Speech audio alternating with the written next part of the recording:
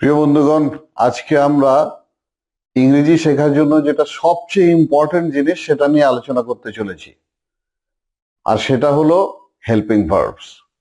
ইংরেজিতে total 30টা helping verb আমরা খুব ভালো করে বুঝে নেব, এগুলো মুখস্থ করে নেব, তাহলে কিন্তু ইংরেজি বলা আমাদের জন্য খুব সহজ হয়ে যাবে। প্রথমটা হচ্ছে do, does, is, am, are, has been, have bin.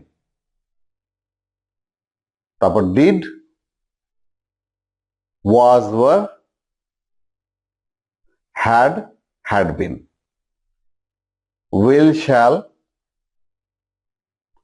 be, shall be, will have been আর shall have been। এই হয়ে গেল টোটাল 22টা হেল্পিং ভার্ব। তার মধ্যে will have been, shall have been com use হয়। ওই দুটো ছাড়াও যদি মুখস্থ রাখি 20টা তাহলে হবে।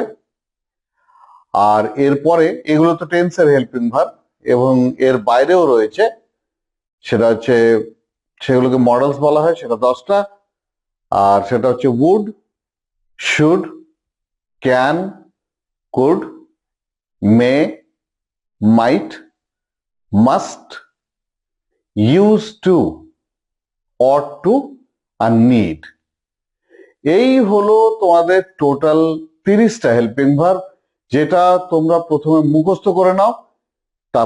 তারপর আমি পরের লেসনে তোমাদেরকে বোঝাবো যে কি করে তোমরা এইগুলোকে ব্যবহার করবে এবং কি করে এগুলোকে ব্যবহার করে তোমরা খুব সহজে ইংরেজিতে কথা বলতে পারবে, লিখতে পারবে, পড়তে পারবে, বলতে পারবে, খুব ভালোভাবে পারবে।